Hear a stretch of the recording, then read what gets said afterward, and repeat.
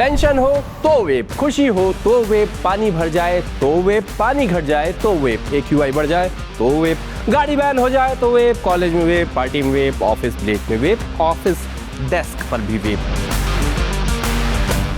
वेप हो या e cigarette, ये सब बैन है, लेकिन दिखने को दिख ही जाता है। कभी अपनी जगहों पर, कभी पार्लियामेंट में, संसद के विंटर सेशन में ई सिगरेट खबरों का हिस्सा बनी। 11 दिसंबर 2025 को बीजेपी सांसद अनुराग ठाकुर ने स्पीकर ओम बिरला के पास शिकायत पहुंचाई। सर, देश भर में ई सिगरेट बैन हो चुकी है, क्या सदन में आपने अलाउ कर दी है? अनुराग ठाकुर ने एक टीएमसी सांसद को सदन के अंदर वेप या ई सिगरेट पीते देखा था, जो सदन के और देश के नियमों के खिलाफ है। तो आज के शो में बात करेंगे ई सिगरेट और उससे जुड़े बवाल पर। हाय, मैं हूं आशीष और आप देख रहे हैं जटिलता का विलोम और सरलता का पर्यायवाची आसान भाषा में।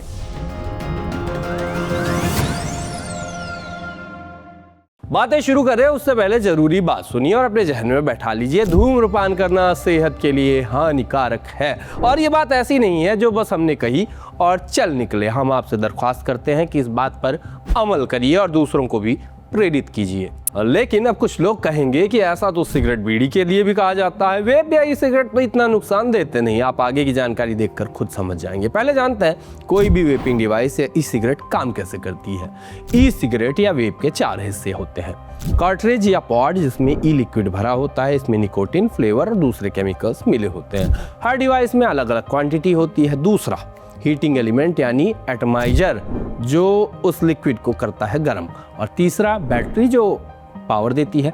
चौथा है माउथ पीस, जिसे मुंह में लगाकर वो धुआं खींचा जाता है। जब आप इस माउथ पीस पर मुंह लगाकर हवा भीतर खींचते हैं तो इस पर लगा पफ सेंसर बैटरी को चालू कर देता है। अंदर भरा लिक्विड भाप में बदल जाता है और फिर यही भाप मुंह के रास्ते फेफड़ों तक जाता है। इसमें मिले निकोटिन का स्वाद सिगरेट जैसा कसैला नहीं होता, क्योंकि इसमें फ्लेवर देने वाले केमिकल भी मिले हुए होते हैं। नामकरण में ही सारी कहानी छुपी हुई है। जब किसी चीज़ का धुआं यानी स्मोक फेफड़ों में भरा जाता है तो उसको कहते हैं स्मोकिंग, और जब किसी चीज़ की भाप या वेपर को फेफड़ों में भरा जाता है तो उसको कहते हैं वेपिंग। वेपर से बना हुआ शब्द है, इसलिए डिवाइस को भी बड़े में वेपराइजर और छोटे में वेप कहते हैं। अब कई वेप ऐसे होते हैं जिनमें निकोटिन वाला पानी नहीं भरा होता है, लेकिन कुछ में भरा होता है। निकोटिन वाले को कहते हैं ई सिगरेट। ऐसे कहें तो सारे ई सिगरेट वेप है, लेकिन सारे वेप ई सिगरेट नहीं है। हालांकि नुकसान तो सभी ही करते हैं। ये सब चीजें चलन में कैसे आई? ई सिगरेट की शुरुआत मेडिकल रीजन से हुई। सबसे पहले 1927 में जोसेफ रॉबिन्सन ने इलेक्ट्रॉनिक वेपराइजर के लिए पेटेंट अप्लाई किया। इसी के मॉडल पर 1963 में हर्बर्ट ए गिलबर्ट ने मॉडर्न ई सिगरेट जैसा एक डिवाइस बनाया। 1965 में पेटेंट भी मिला, इसके प्रोटोटाइप भी बनाए गए, लेकिन बाजार में नहीं लाया जा सका। इसके बाद 2003 में चीन के फार्मासिस्ट हॉन लिक ने ई सिगरेट का प्रोटोटाइप बनाया। 2004 में चीनी निवेशकों की मदद से इसे बाजार में उतारा। शुरुआत में इसे सिगरेट छोड़ने का एक तरीका माना गया। धीरे धीरे ये अमेरिका समेत दूसरे पश्चिमी देशों में भी पहुंचा। 2014 तक दुनिया की लगभग 90% ई सिगरेट तो अकेले चीन में ही बन रही थी। ये तो थी ई सिगरेट की हिस्ट्री। लेकिन जैसे ही बड़ी बड़ी कंपनियों की नज़र ई सिगरेट पर पड़ी, खेल बदल गया। कंपनियों को दिखा प्रॉफिट। धीरे धीरे ये सिगरेट छुड़ाने वाली डिवाइस के बजाय एक लाइफस्टाइल गैजेट बन गया। धीरे धीरे इसमें फलों, कैंडी, पान या मिठाई जैसे फ्लेवर्स को डाला जाना शुरू कर दिया। पुरानी सिगरेट कड़वी होती थी, लेकिन फ्लेवर्ड वेप स्टाइलिश डिजाइन ने यूथ को बड़ा अट्रैक्ट किया। धीरे धीरे हमारे ऑफिस के बाहर वाले चंदू भैया भी डिब्बी में ई सिगरेट रख के बेचने लगे। हर टपरी पर ई सिगरेट मिलने लगी। एक तरह का अनरेगुलेटेड मार्केट था, यहाँ तंबाकू और सिगरेट बनाने वाली कंपनियां टैक्स जमा करती थी। वेप बनाने वाले बस चाइना से बैठकर डिजिटल डिवाइस डंप कर रहे थे। उसकी कोई सुनवाई नहीं थी, ना कोई नाम लेवा, ना कोई उसका जवाब दे। लेकिन मार्केट पनप रहा था, वो अलग बात है। मई 2019 में Indian council for medical research ICMR ने व्हाइट पेपर पब्लिश किया। इसमें ई सिगरेट के लिए कंप्लीट बैन की सिफारिश की। फिर सितंबर 2019 में भारत सरकार ने the prohibition of electronic cigarettes act 2019 के तहत इसको बैन कर दिया। यह कानून कहता है कि ई सिगरेट के production, manufacture, import, export, sale, distribution, storage और एडवर्टाइजिंग पर पूरी तरह से बैन होगा। कानून के हिसाब से पहली बार उल्लंघन करते पकड़े जाने पर 1 साल तक की जेल या 1 लाख रुपए तक का जुर्माना या दोनों हो सकता है। अगर कोई दोबारा ये अपराध करते पकड़ा गया तो उसको 3 साल तक की जेल या 5 लाख रुपए तक का जुर्माना या दोनों हो सकते हैं। इसके अलावा ई सिगरेट का स्टोरेज करने पर 6 महीने तक की जेल या 50,000 रुपए तक का जुर्माना या दोनों का प्रोविजन रखा गया है। ये कानून युवाओं में ई सिगरेट के बढ़ते ट्रेंड को रोकने और इसके हेल्थ पर पड़ने वाले असर से लोगों को बचाने के लिए लाया गया था। तो सवाल उठता है कि ई सिगरेट से बॉडी पर असर क्या पड़ता है। ब्रिटेन समेत कई दूसरे देश ई सिगरेट को रेगुलेट करते हैं क्योंकि ये सिगरेट छोड़ने में मदद करती है।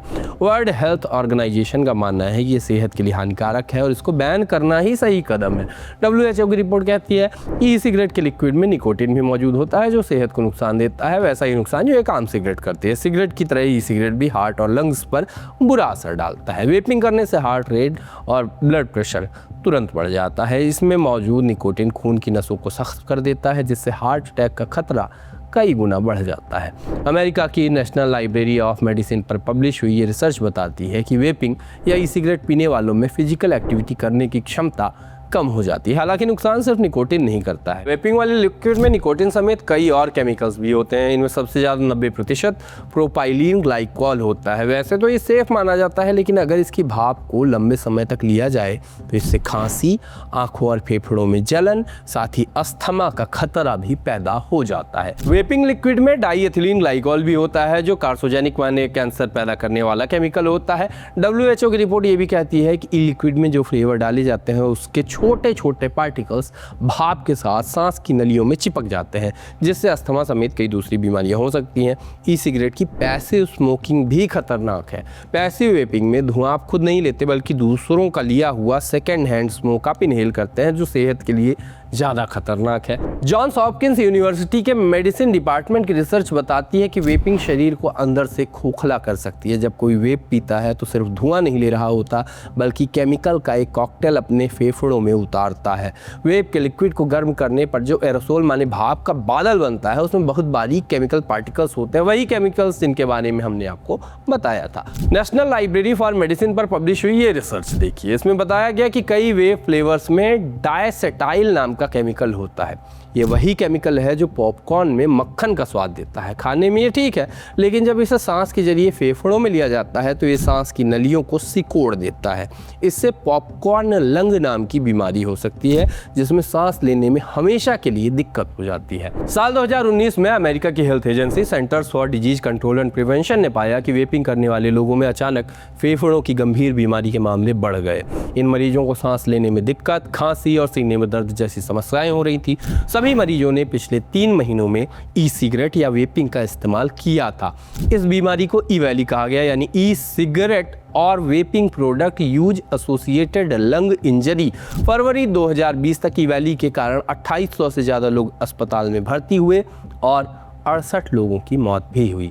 इसका कारण भी वेपिंग में मौजूद केमिकल ही थे लेकिन सबसे ज़्यादा डरावना असर बच्चों और युवाओं के दिमाग पर पड़ता है। अमेरिका की centres for disease control and prevention की रिसर्च कहती है कि 25 साल की उम्र तक इंसान का दिमाग विकसित हो रहा होता है। निकोटीन सीधे दिमाग के उस हिस्से पर हमला करता है जो कंसंट्रेट करने, सीखने, मूड को कंट्रोल करने के लिए जिम्मेदार होती है। रिसर्च बताती है कि वेपिंग से चिड़चिड़ापन, वीक मेमोरी और डिप्रेशन के लक्षण देखे गए हैं। ये एक स्लो पॉइजन है जो बॉडी के साथ मेंटल हेल्थ पर असर करता है। यही नहीं, एक और बड़ा झूठ मार्केटिंग के जरिए फैलाया गया कि ई सिगरेट सिर्फ पानी की भाप है। सच तो यह है कि धुआं हो या भाप अगर वो साफ हवा नहीं है तो फेफड़ों के लिए जहर है। हमारे लंग्स सिर्फ ऑक्सीजन लेने के लिए बने हैं। वेप के जरिए शरीर में निकोटीन समेत कई केमिकल्स जाते हैं जो लंग्स पर असर करते हैं। CDC की रिसर्च ये भी कहती है कि वेप के अंदर एक कॉइल होती है जो लिक्विड को गर्म करती है। गर्म होने पर यह कॉइल निकल, टिन और लेड जैसे जहरीले हैवी मेटल्स के महीन पार्टिकल्स छोड़ती है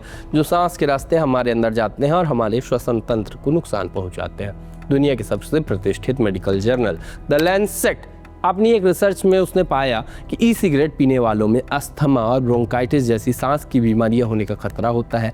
उनकी एक स्टडी में ये भी सामने आया कि जो लोग सिगरेट छोड़ने के लिए वेप शुरू करते हैं वो अक्सर दोनों ही पीने लगते हैं। इसे डुअल यूज का नाम दिया गया। ये सेहत के लिए और भी खतरनाक है। लैंसेट की ये रिपोर्ट देखिए, ई सिगरेट से कुछ लोगों को सिगरेट छोड़ने में मदद भी मिली। रिसर्च ये कहती है कि काउंसलिंग के साथ ही सिगरेट लेने से रिजल्ट बेहतर दिखा। ध्यान दें कि यहाँ काउंसलिंग के साथ ही हेल्प मिल सकी थी। लेकिन ये तो रिसर्च की बात हो गई, असल दुनिया में तस्वीर इतनी सीधी नहीं है, इसका फायदा लिमिटेड है।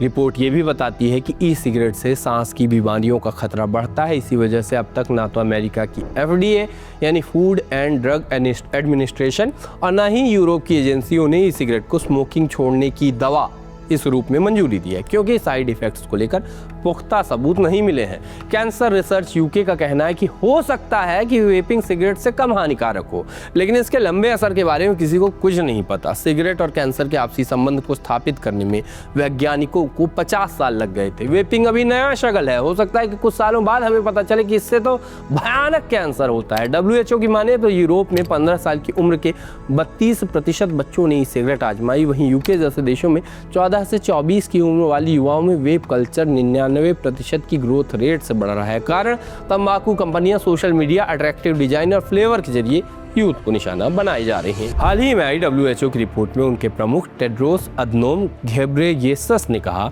कि इतिहास खुद को दोहरा रहा है। तंबाकू कंपनियां वहीं पुराना निकोटिन हमारे बच्चों को नए रूप और नई पैकिंग में बेचने की कोशिश कर रही हैं। सिर्फ मुनाफे के लिए युवाओं की सेहत से खिलवाड़ करना और विज्ञापनों के जरिए खास तौर पर उनको ही निशाना बनाना नैतिक रूप से पूरी तरह गलत है। इसी कारण बेल्जियम समेत इंडिया, मैक्सिको, सिंगापुर जैसे 40 देशों ने इसे बैन कर रखा है। हालांकि ये भी एक अजीब सा सच है कि चीजें बैन होने के बाद भी धड़ल्ले से बिकती हैं। बिहार में शराब हो या नदी का बाल हो, ये सब तो बिकता ही है। ई सिगरेट और वेप के साथ भी यही हाल है। देश में सब बिक रहे हैं, सब सूंघ रहे हैं, सब पी रहे हैं। खबरें खंगालेंगे तो एक से बढ़कर एक उदाहरण दिखाई देंगे। फाइनल वर्डिक्ट, धुआं कैसा भी हो, चाहे दिल्ली की हवा हो या फिर हुक्के से निकला फ्लेवर्ड धुआं, सब नुकसान ही करेगा। इसलिए एक शगल या किसी भी बुरी आदत से दूर रहिए और देखते रहिए दी ललन टॉप।